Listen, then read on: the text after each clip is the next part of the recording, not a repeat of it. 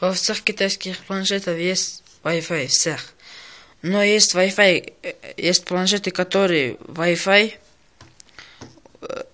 удаленные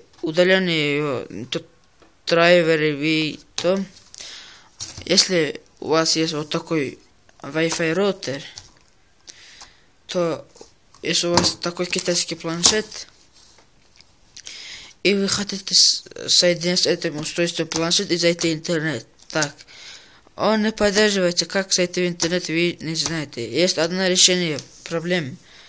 Покупайте вот такую штуку по названию Tplink. Он устанавливает драйвер планшет через OTG кабель.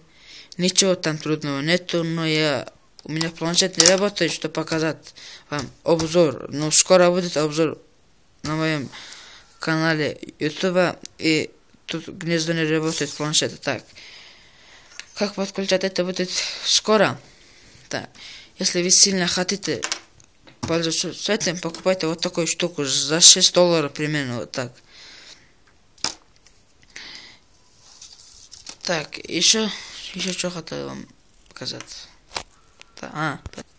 Так, вот как подключается через OTG кабель. И это повесить с помощью вот такого длинного кабеля, удлинитель. И повесить где рядом Wi-Fi.